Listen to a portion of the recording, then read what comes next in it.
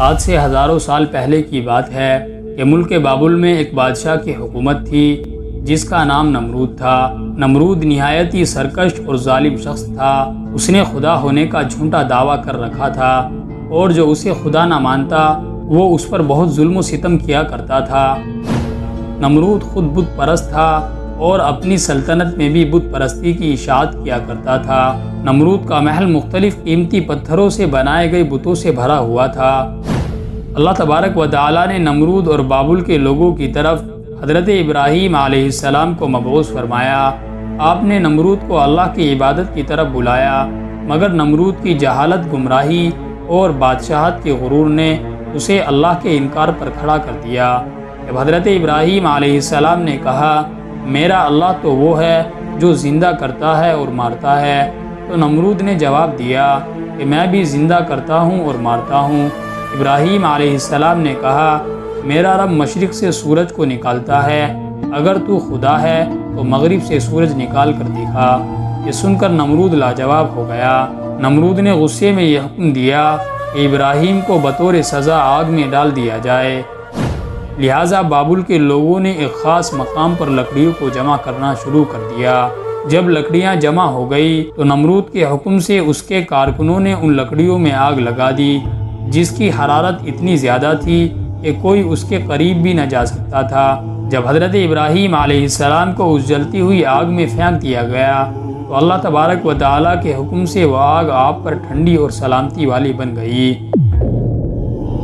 جب نمرود کو یقین ہوا کہ آگ ابراہیم کا کچھ بھی نہیں بگاڑ سکی تو اس نے آپ کو آزاد کر دیا، مگر نمرود اور اہل بابل اس معجزے کے بعد بھی اللہ اور اس کے سچے پیغمبر پر ایمان نہ لائے۔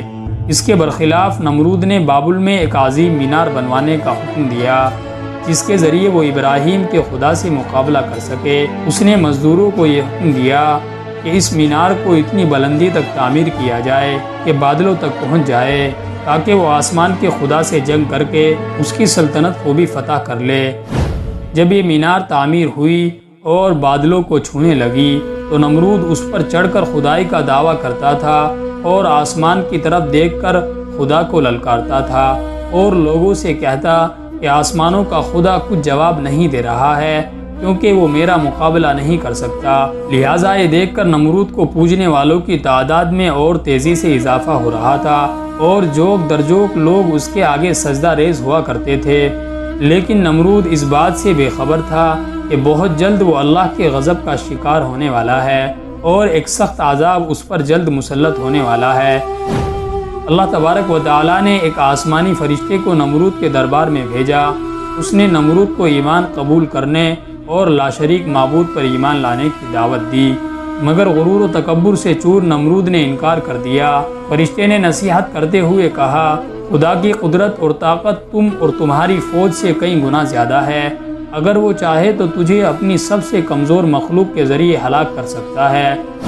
لہٰذا نمرود نے خدا سے مقابلہ کرنے کا تقاضا کیا۔ فرشتے نے نمرود کو 3 دن کی مہلت دی، جس میں نمرود نے اپنے تمام لشکر کو جمع کر لیا اور پوری طاقت و قوت کے ساتھ جنگ کے لیے تیار ہو گیا۔ تیسرے دن کی صبح اللہ تبارک و تعالیٰ نے مچھروں کا ایک ایسا لشکر بھیجا جو تعداد میں اتنے زیادہ تھے کہ سورج کی روشنی نظر نہیں آتی تھی۔ یہ مچھر پورے بابل شہر میں پھیل گئے اور نمرود کے لشکر پر حملہ کر دیا۔ ان مچھروں نے لشکر کے سپاہیوں کا خون چوس لیا اور گوشت کھا گئے۔ ان لوگوں کی صرف ہڈیاں باقی رہ گئی۔ ایک مچھر نمرود کی ناک میں داخل ہو گیا اور ناک کے راستے سے دماغ میں گھس گیا اور وہ مچھر اس بدبخت کا مغز کھانے لگا۔ درد کی شدت سے نمرود پاگل ہونے لگا۔ اس نے اپنی تکلیف ختم کرنے کے لیے اپنے سپاہیوں کو سر پر جوتے مارنے کو کہا۔ جب یہ لوگ نمرود کے سر پر جوتے مارتے تھے تو اسے سکون ملتا تھا۔ حالت اتنی لاچار ہو گئی کہ اب جو شخص بھی نمرود کے دربار میں آتا وہ اسے اپنے سر پر جوتے مارنے کو کہتا، اور خدائی کا دعویٰ کرنے والا اتنی بڑی سلطنت کا بادشاہ ذلت کی موت مارا گیا۔